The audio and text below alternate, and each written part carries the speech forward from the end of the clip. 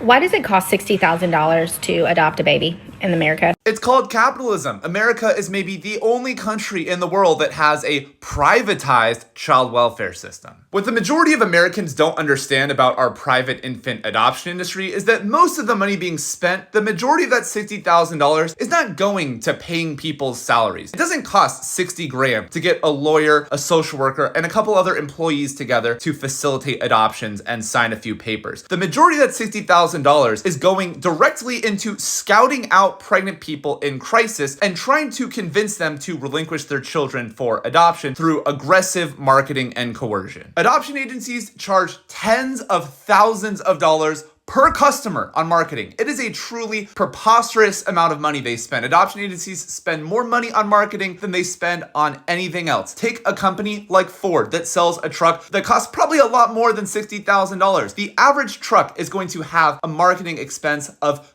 $500, and adoption agencies are making their customers pay 20 times as much money for marketing. Then you have the profile book, one of the biggest scams in adoption, something that might cost hundreds, if not thousands of dollars for a given hopeful adopter. Obviously, anyone applying to adopt a child doesn't need to fill out a profile book to adopt, but a lot of adoption agencies will actually require this despite the fact that every single person who these agencies have approved for adoption has already passed a home study. There is no need to have these profile books except to show an expectant mother that, look, I can't provide for my child what these strangers can because they live in a 5-bedroom mansion, went to Disneyland last year, and went on a honeymoon to Italy. Much of this $60,000 will be funneled into more subtle forms of coercion, things like transportation, housing, and food. Here's how the system works. Adoption agencies will run aggressive ads targeting pregnant people wherever they can find them, regardless of whether they are even considering adoption. They're just really looking for poor pregnant people. These adoption agencies, using hopeful adopters' money, will then fly these pregnant people across state lines to states with quote-unquote adoption-friendly laws, states where pregnant people have less time to back out of an adoption if they decide they want to parent their children. There are apartment complexes all throughout the state of Utah that are full of pregnant people whose housing and food are being subsidized by hopeful adopters, where the money is funneled from the hopeful adopters to the adoption agencies to these pregnant people. Of course, these adoption agencies can't force these pregnant people to relinquish their children for adoption, but there's an obvious kind of wink-wink relationship going on here where it's understood that this money is being spent in exchange for you deciding to relinquish your child for adoption. And if she has thoughts about parenting her own child, well, the adoption agency is going to make that a difficult proposition because they're going to threaten to sue to get that money back and make her life a living hell. Adoption agencies leverage your $60,000 to take advantage of other people's vulnerability. That's how the system works.